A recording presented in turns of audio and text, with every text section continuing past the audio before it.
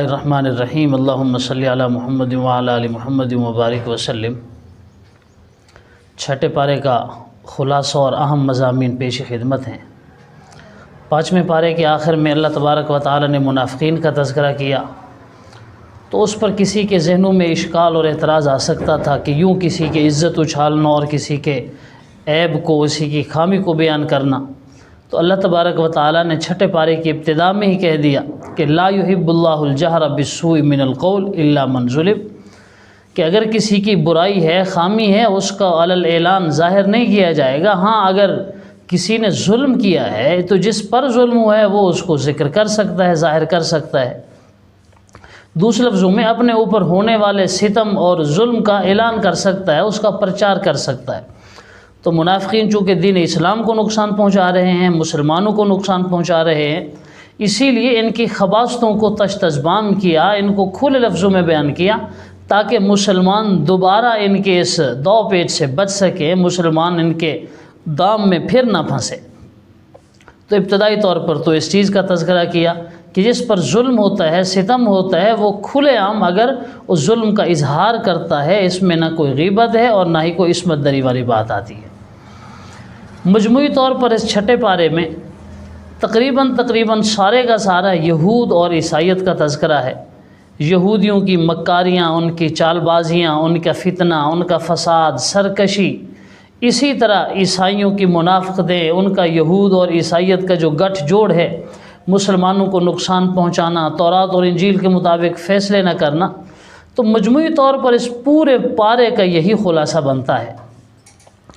यहूदियों का सबसे पहले ये बतलाया कि हज़रत ईसा अलैहिस्सलाम को इन्होंने कत्ल करने का इरादा किया, कत्ल करने की साजिश की, बल्कि अपने थे इन्होंने हज़रत ईसा को कत्ल कर भी दिया, सूली पर लटका भी दिया। ये तो अल्लाह तबारक व तआला ने करम किया, हज़रत ईसा को महफूज रखा और ज़िंदा सलामत आसमानों पर उठा लिया। यहूद के बाद उनके भाइयों का, यानी मज़हबी हवाले से भाई कहा जा रहा है, वरना तो वो भी एक दूसरे के मुखालिफ रहे हैं। ईसाइयों का तज़किरा किया कि यहूदी इस दर्जे में ईसा अलैहिस्सलाम के मुखालिफ थे कि उनके कत्ल पर आमादा हो गए, और ईसाई इस दर्जे गुलूव का शिकार हुए कि ईसा अलैहिस्सलाम को खुदा बना दिया, अल्लाह को तीन खुदाओं में से एक माना, ईसा अलैहिस्सलाम को भी खुदा का एक जुज़ माना, हज़रत मरियम को भी खुदा का एक जुज़ मान लिया। तो वो अकानी में सलासा के तीन खुदाओं के कायल है, अक़ीदा तस्लीस उनमें पाया जाता है। तो अल्लाह तबारक व तआला ने फरमाया, क्यों गुलूव करते हो, ला तग़लू फ़ी दीनिकुम, गुलूव क्यों करते हो दीन के मामले में, हक़ बात क्यों नहीं कहते। हज़रत ईसा अलैहिस्सलाम तो ख़ुद अल्लाह के बंदे हैं और फिर वो ख़ुद अल्लाह का बंदा कहलाने में फ़ख्र महसूस करते हैं, कोई बेइज़्ज़ती महसूस नहीं करते। तो जो उनका असल स्टेटस है, अल्लाह के महबूब बंदे हैं, अल्लाह के मुक़र्रब नबी हैं, तो तुम उनका वही जो स्टेटस है उसको क्यों ज़िक्र नहीं करते, खामखा क्यों उन्हें खुदा के दर्जे पर पहुँचाने का इरादा रखते हो, ये इस तरह झूठ मूठ की बातों से गुलूव करके उनका दर्जा बढ़ाने की कोशिश करते हो, हालांकि वो ख़ुद इस चीज़ के दावेदार ही नहीं हैं। यही वजह है कि अल्लाह तबारक व तआला के साथ हज़रत ईसा का मैदान माशर में जो मुकालमा होगा, कुरान ने उसको नकल किया है। अल्लाह फरमाएंगे, ईसा तूने ख़ुद कहा था लोगों से कि मुझे और मेरी माँ को खुदा मान लो। हालांकि अल्लाह सबको जानते हैं, फ़कत उन लोगों को बेइज्जत करना मकसूद है जिन लोगों ने खामखा का झूठ बोला, हज़रत ईसा की ज़ात पर तोहमत लगाई। ईसा अलैहिस्सलाम कहेंगे, या अल्लाह आप पाक है इस तरह की चीज़ों से, तो मैं क्यों बयान करूँ, मैंने कहा होता यकीनन आपको पता होता, क्योंकि आप तो गैब के जानने वाले हैं। तो बहरहाल ईसा अलैहिस्सलाम की ज़बानी भी इन बदबख्त ईसाइयों को रुसवा किया जाएगा। तो सूरत निसा के आखिर में फिर ख़वातीन का मौजू बयान किया कि ख़वातीन के हुकूक़ अदा किए जाएँ, उनका जो विरासत वग़ैरह का हक़ है, जो उनके ख़ानगी उमूर है, उनमें अच्छा सलूक किया जाए। उसके बाद सूरतुल माइदा की इब्तिदा होती है। सूरतुल माइदा भी बिल-इत्तिफ़ाक़ मदनी सूरत है, 120 आयात हैं, और बिलखुसूस सभी हज़रात इस बात पर मुत्तफ़िक़ हैं कि मिन हैसु सूरा, मजमूई तौर पर जो सूरत सबसे आखिर में नाज़िल हुई यही सूरतुल माइदा है। यानी नुज़ूल के एतबार से कुरान की अहकाम वाली जो आखिरी सूरत है वो यही सूरतुल माइदा है, और अक्सर तौर पर इसमें हलाल और हराम के मसाइल ज़िक्र किए गए। यहूद ने, ईसाइयों ने बहुत से मामलात में हद से तजावुज़ किया था, अपनी मर्ज़ी से चीज़ों को हलाल करार दे दिया था। तो यहाँ अल्लाह तबारक व तआला ने चीज़ों के बारे में ज़िक्र किया कि फ़लाँ चीज़ हलाल है, फ़लाँ चीज़ हराम है, और बतौर ख़ास तज़किरा किया कि जो मुर्दार होता है वो हराम है, और जो खून है वो हराम है, खिंजीर का गोश्त है या अल्लाह के अलावा किसी और के नाम की अगर क़ुरबानी की जाए तो वो हराम है। तो इन चीज़ों के बारे में बतलाया। बाकी सूरत की इब्तिदा की कि चाहे मुसलमान का अल्लाह से वादा हो या लोगों का लोगों से वादा हो, उस वादे को पूरा करना चाहिए। औफ़ू बिल उक़ूद, अपने तमाम मुआमलात को सिद्क़ दिल से और सिद्क़ लिसान से पूरे करने चाहिए। निकाह है और इसी तरीके से कोई शुफ़ा है, ज़मीन का मामला है, रिश्ते का मामला है, कारोबारी लेन देन है, हर एतबार से जब इंसान ज़बान कर चुका है, ज़बानी इकरार हो चुका है, अब उस इकरार की पासदारी होनी चाहिए। तो सूरत की इब्तिदा यहाँ से की। उसके बाद अगले रुकवात में अल्लाह तबारक व तआला ने मुसलमानों पर जो बहुत बड़ा फ़ज़ल किया था कि मैंने तुम्हें गुस्ल की सूरत में, वज़ू की सूरत में या पानी की आदम दस्तयाबी की वजह से तयम्मुम की सूरत में जो एक पाकीज़गी बख्शी है, ये मेरा बहुत बड़ा तुम पर इनाम है। और अल्लाह चाहते हैं कि मैं लोगों पर आसानी करूं। अगर एक आदमी पानी पर कादिर नहीं है, अपनी तकलीफ़ की वजह से पानी इस्तेमाल नहीं कर सकता या सिरे से पानी ही दस्तयाब नहीं है, तो फरमाया पाकीज़ा मिट्टी ले लो, वहाँ पाकीज़गी का इरादा करो, 2 ज़रब लगाओ और फिर वही हाथ फेर लो, मसा कर लो अपने चेहरे और बाजों का, तो तुम पाक हो जाओगे। तुमने गुस्ल करना था, तुमने वज़ू करना था, तो इस तयम्मुम से ही तुम पाक हो जाओगे, तुम्हारा गुस्ल भी हो जाएगा, तुम्हारा वज़ू भी हो जाएगा। तो वज़ू और तयम्मुम की सूरत में इंसान पर अल्लाह तबारक व तआला ने जो फ़ज़ल किया था उसका तज़किरा किया। और फिर उसके बाद यहूद की बुज़दिली, उनके फितना, फ़साद, हसद, सरकशी, उनका तज़किरा किया। दरअसल मुसलमानों को इन चीज़ों से रोकना मकसूद था कि ये जो अल्लाह ताला की मग़ज़ूब कौम है, अल्लाह ने जिस पर गज़ब किया है, अल्लाह ने जिन पर नाराज़गी का इज़हार किया है, ये जो यहूद बेबहबूद हैं, तुम इनकी रविश ना अपनाना, इनके तरीक़ों पे ना चलना। जिन जिन बातनी बीमारियों का, अंदरूनी बीमारियों का ये लोग शिकार हैं, तुम उनसे बच के रहना। और फिर नसारा का यानी ईसाइयों का तज़किरा किया कि ये लोग भी आहद तोड़ने वाले हैं, आहद करते हैं, मुआहदे करते हैं, फिर तोड़ देते हैं, नबियों से भी झूठ बोलते हैं, खुदा से भी झूठ बोलते हैं, और फिर मुसलमानों को खामखा जलाने के लिए, गुस्सा दिलाने के लिए या फिर अपने नफ्सों को, अपने दिलों को सहारा देने के लिए, झूठ मूठ बात बनाने के लिए कहा करते थे नहनु अबनाउल्लाहि व अहिब्बाउ। यहूदी भी कहते थे, ईसाई भी कहते थे हम तो अल्लाह के बेटे हैं, हम अल्लाह के महबूब हैं। अल्लाह तबारक व तआला ने सीधे लफ्ज़ों में इनका यूँ मुँह तोड़ा कि फलिमा युअज़्ज़िबुकुम बिज़ुनूबिकुम। अच्छा, अगर ऐसी बात है, तुम वाकई अगर अल्लाह के महबूब हो, अल्लाह की औलाद जैसे हो, तो फिर वो खुदा तुम्हारे जुर्मों की सज़ा तुम्हें क्यों देता है? वो तुम्हारे गुनाहों का अज़ाब तुम्हें क्यों देता है? तुम अगर अल्लाह के महबूब होते, अल्लाह तो तुम्हें अपनी मोहब्बत देता। यहाँ तुम्हें अल्लाह का अज़ाब मिल रहा है, अल्लाह की तरफ से सज़ा मिल रही है। मालूम हुआ कि ये लोग झूठ बोलने वाले हैं। फिर मूसा अलैहिस्सलाम ने यहूदियों पर जो अल्लाह के इनामात थे उनका तज़किरा किया, और इनामात का तज़किरा करने के बाद फरमाया कि तुम अर्ज़ मुक़द्दस में दाखिल हो जाओ, यानी फ़लस्तीन में दाखिल हो जाओ। मगर यहूदी बदबख्त कौम थी, उन्होंने हज़रत मूसा अलैहिस्सलाम का इस्तेहज़ा किया, मजाक उड़ाया और कहा जी नहीं, वहाँ तो बड़े जाबिर ज़ालिम अमालिका नाम की कौम है, हम तो वहाँ नहीं रहेंगे, जब तक वो वहाँ मौजूद हैं हम अर्ज़ फ़लस्तीन में दाखिल ही नहीं हो सकते। तो छठे पारे के दूसरे निस्फ़ से हज़रत आदम अलैहिस्सलाम के 2 बेटों हाबील और काबिल का वाक़या ज़िक्र किया कि जहाँ काबिल ने हसद में आकर अपने भाई हाबील को कत्ल कर दिया था।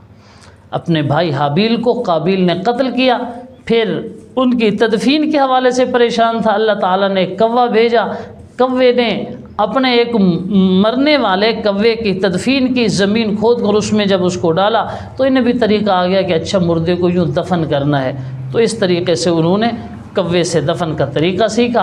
तो दरअसल ये वाक़या बयान करने का मकसद कि जब काबिल ने हसद में आकर ये सब कुछ किया, इतना बड़ा जुर्म किया, इतना बड़ा गुनाह किया, तो यहूदी भी दरअसल हसद ही का शिकार है। और ये हसद का शाखसाना है, हसद का नतीजा है कि आकाए नामदार हुजूर पुरनूर सरवर कायनात ख़ातमुन नबीयीन हज़रत मोहम्मद मुस्तफ़ा सल्लल्लाहु अलैहि वसल्लम पर ये बदबख्त यहूदी ईमान नहीं लाए। यानी इनके ज़हनों में ये था कि आखिरी नबी हमारी कौम, हमारे आबा व अजदाद यानी हज़रत इसहाक़ अलैहिस्सलाम की नस्ल से होगा, मगर अल्लाह ताला का करना कि वो हज़रत इस्माईल अलैहिस्सलाम के ख़ानदान से आए, तो इन्होंने फ़कत इसी ज़िद में आकर, इसी हसद में आकर सारी ज़िंदगी और उस वक्त से लेकर आज तक हुज़ूर सल्लल्लाहु अलैहि वसल्लम, आपका दीन, आपकी उम्मत और शरीयत सब के साथ खिलवाड़ कर रहे हैं, सबका इस्तेज़ा कर रहे हैं और बराबर साजिशों में लगे हुए हैं। तो दरअसल ये उसी हसद ही का नतीजा है। उसके बाद अगले रुकूआत में डाकुओं की सज़ा का तज़किरा हुआ कि ये लोग दरअसल ज़मीन में फ़साद बर्पा करने वाले हैं, जो अब गन पॉइंट पे लोगों को लूट लेते हैं, दिन दिहाड़े लोगों से माल छीन लेते हैं, बाज़ औक़ात माल छीनते छीनते लोगों की इज़्ज़तें ख़राब करते हैं, बाज़ औक़ात माल छीनने के साथ साथ लोगों की जान का भी एहतियात नहीं करते और उन्हें जान से मार देते हैं। तो अल्लाह ताला ने यहाँ डाकुओं की, फ़साद फिलर्ज़ करने वालों की हद का तज़किरा किया, यानी इनकी जो शरई सज़ा है कि या इन्हें कत्ल कर दिया जाए, या इन्हें सूली पे लटका दिया जाए, या इनके मुखालिफ सिम से हाथ पाँव काट दिए जाएं, यानी हाथ दायां काटा जाए तो बायां पाँव काट दिया जाए, बायां हाथ काटा जाए तो दायां पाँव काट दिया जाए। इस तरह आगे फिर चोर की सज़ा का तज़किरा किया, चाहे चोर मर्द हो या औरत हो, उसकी सज़ा यही है कि उनके हाथ काटे जाएं। तो ये डाकुओं को सज़ा देना, चोरों को सज़ा देना, इसकी हिकमत क्या थी? हिकमत यही थी कि मुआशरा फ़साद से पाक हो जाए। आज अगर हमारा मुआशरा जहन्नम बना हुआ है तो हमारे यहाँ लाकानूनीयत है, लोगों को पता है हम जितना बड़ा जुर्म करेंगे हमें कोई पूछने वाला नहीं है, हम रिश्वत दे के वापस आ जाएंगे, हम अपने ताल्लुकात बुरुएकार लाकर छूट जाएंगे, हमारे रेफरेंसेस काम आएंगे तो हमें रिहाई मिल जाएगी। यहाँ लाकानूनीयत है, ये जंगल का कानून है। लेकिन इस्लाम ने जो हदूद ज़िक्र की हैं, अगर उन पर अमल कर लिया जाए, आज भी हम देखते हैं जिन ममालिक में 100% न सही किसी न किसी दर्जे में हदूद कायम हैं, शरई सज़ाएँ मौजूद हैं। ईरान की मिसाल हमारे सामने है, सऊदी अरब की मिसाल हमारे सामने है, गुज़श्ता दौर में अफ़गानिस्तान में तालिबान की हुकूमत रही है। इन ममालिक में जब शरई सज़ाएँ नाफिज हुई हैं तो बिल्कुल 0 पॉइंट पे आ गए थे जराइम की शरह भी। हम कानून बना लेते हैं मगर कानून का नफाज नहीं होता, नतीजा ये निकलता है कि यहाँ कोई भी महफूज नहीं है। एक 5 साल की बच्ची से लेकर मुर्दा औरतों तक से रेप किया जाता है, बेहुरमती की जाती है, लोगों की ना इज़्ज़त महफूज है, ना लोगों का माल महफूज है, ना लोगों की जानें महफूज हैं। सिक्योरिटी इदारे भी बढ़ते चले जा रहे हैं, फोर्सेस भी नई से नई वजूद में आती चले जा रही हैं, लेकिन इंसान की ये जो इज़्ज़त है, इंसान का जो माल है, जान है, ये पहले से ज़्यादा आदम तहफ़्फ़ुज़ का शिकार है। अल्लाह ताला हिफाजत फरमाए। बहरहाल इसका सबब वही है कि जब आप इस्लामी सज़ाएँ नाफिज कर देंगे तो मुआशरे में अमन आ जाएगा। एक आदमी का हाथ कटने से अगर 1 साल तक चोरी नहीं होती, एक आदमी को सूली पर लटकाने से, एक आदमी को संगसार करने से अगर आपका पूरा खित्ता, पूरा ज़िला या तहसील या टाउन आपका अमन का गहवारा बनता है, तो देखिए ये कितना आसान मामला है। लेकिन बदकिस्मती वही है कि जो कानून नाफिज करने वाले लोग होते हैं उनके अपने मफादात आड़े आ जाते हैं। जिन लोगों ने, जिन फोर्सेस ने लोगों पर कानून जारी करना होता है, वो लोग ख़ुद क्रिमिनल्स होते हैं। नतीजा हमारे और आपके सामने है कि जो गरीब है वो बेचारा कानून की चक्की में पिस जाता है और जो अमीर है वो बड़ा साफ शफाफ होकर वहाँ से निकल जाता है। तो अल्लाह ताला ने यहाँ सज़ाओं का तज़किरा करके दरअसल बतलाया कि मुआशरे को अगर अमन की हालत में रखना है तो अल्लाह ताला के कानून को ही नाफिज करना पड़ेगा। इसके बाद मुनाफिकीन की मज़म्मत बयान की है। अल्लाह के नबी के पास आते हैं, जी हम आपके साथ हैं, वापस जाते हैं तो फिर अपने मुंह से कुफ्र और औल फौल बकने लगते हैं।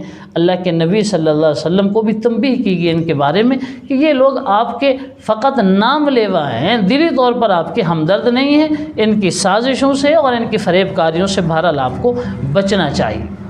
उसके बाद यहूदी और ईसाइयों का तज़किरा किया। अल्लाह ने इन्हें तौरात दी, इंजील दी। हक़ ये बनता था, ये अहले किताब थे, ये अहले इल्म थे, ये उन किताबों के मुताबिक, आसमानी तालीमात के मुताबिक, वाहिज के मुताबिक फ़ैसले करते। लेकिन इन बदबख्तों ने लोगों से नजराने लेकर और अपनी मर्ज़ी के मामलात अपने सामने रखते हुए लोगों को गलत मसाइल देना शुरू कर दिए, गलत फतावाजात देना शुरू कर दिए, अपने मफादात समेटते रहे और जहाँ से कोई टक्का पैसा इन्हें मिलता था उसको उसकी मर्ज़ी का फ़ैसला दे दिया करते थे। हदूद में, सज़ाओं में ये कमी बेशी कर दिया करते थे। गोया कि इन्होंने आसमानी तालीमात को अपने नाक की मोम बनाया हुआ था, जैसे चाहा उसको वैसे ही मोड़ दिया, ये मोम की नाक की तरह गोया के। अल्लाह ताला ने इन लोगों की भी यहाँ पर मजम्मत की है। और तौरात और इंजील के बाद कुरान का तज़किरा किया कि कुरान में देखो दुनिया के हर अच्छी चीज़ मौजूद है, और बिलखुसूस ये कुरान साबिक़ा आसमानी किताबों की तस्दीक करने वाली किताब है। यानी तौरात भी अपने ज़माने की सच्ची किताब थी, इंजील भी अपने दौर की सच्ची किताब थी, और कुरान इन पर मोहरे तस्दीक सबत कर रहा है कि देखो कुरान इस चीज़ की गवाही दे रहा है कि तौरात और इंजील अपने अपने ज़माने की सच्ची किताबें थीं। बाद में कहा गया कि ए मुसलमानों, यहूदियों और ईसाइयों को अपना दोस्त ना बनाओ। ये कुरान का कितना बड़ा क्लियर फ़ैसला है, ला तत्तखिज़ुल यहूद वन नसारा औलिया, ईमान वालों यहूदियों और ईसाइयों को अपना दोस्त ना बनाओ। लेकिन हम देखते हैं हमारी बदकिस्मती है, यहाँ जो हमारे लिबरल्स हैं, जो बज़ाहिर मुसलमान हैं, वो हमेशा दुश्मन की कामयाबी पे खुश होते हैं, दुश्मन की उन्हें हर बुरी चीज़ अच्छी लगती है और अच्छी चीज़ को बहुत अच्छा करके बयान करते हैं। उनके मुकाबले में जो मुसलमान हैं, मुसलमानों की हर अचीवमेंट में, मुसलमानों के हर मामले में उन्हें कीड़े नज़र आते हैं, वो कीड़े निकालते रहते हैं। तो दरअसल ये जहनी पस्ती है, जहनी मरऊबियत, और मगरब से जहनी तौर पर ये लोग इतना मरूब और ग़ुलाम हो चुके हैं कि अपनी अच्छाइयाँ भी नज़र नहीं आती और दूसरे की अच्छाइयों बुराइयों में भी ये तावील करके उनके अच्छा समझते हैं। दरअसल ये उनके क़ल्बी दोस्त हैं, उनके दिली तौर पर दोस्त हैं। हालांकि अल्लाह तबारक व तआला ने ख़बरदार किया था, यहूदियों को भी दोस्त ना बनाओ, ईसाइयों को भी दोस्त ना बनाओ। वो अपने नज़रियाती इख्तिलाफ़ात के बावजूद तुम्हारे मुकाबले में मुत्तहिद हैं। यानी उसूली तौर पर तो ये होना चाहिए कि ईसाई यहूदियों के दुश्मन हैं, यहूदी ईसाइयों के दुश्मन हैं, मगर सब कुछ के बावजूद जब बात मुसलमानों की आती है तो अल-कुफ्र मिल्लतुन वाहिदा, काफिर सारे मुसलमानों के मुकाबले में इकट्ठे हो जाते हैं। नेटो फोर्सेस की शक्ल में हम देख चुके हैं कि एक निहत्ते और कमज़ोर मुसलमान मुल्क पर ये सारे बदबख्त काफिर इकट्ठे हो गए। और अब काफ़ी अरसे के बाद, कई दहाइयों के बाद, रूस और यूक्रेन की शक्ल में जो जंग चली है, ये वो वाहिद जंग है जिसमें दोनों तरफ से काफिर मारे जा रहे हैं। तो अब इन काफिरों को बड़ी तशवीश हो रही है और जंग रुकवाने के लिए कॉन्फ्रेंसेस बुलाई जा रही हैं और प्लानिंग की जा रही है, दोनों ममालिक भी मिन्नतें की जा रही हैं, और इसी तरीके से पाबंदियों का डरावा देकर उन्हें समझाया बुझाया जा रहा है कि तुम इंसानियत का नुकसान कर रहे हो। पहले मुसलमान इनके हाथों मरते चले आए हैं, कई दहाइयों से लाखों की तादाद में मुसलमान इनके हाथों लुक़्मे अजल बने हैं, लेकिन ये बदबख्त तस से मस नहीं हुए।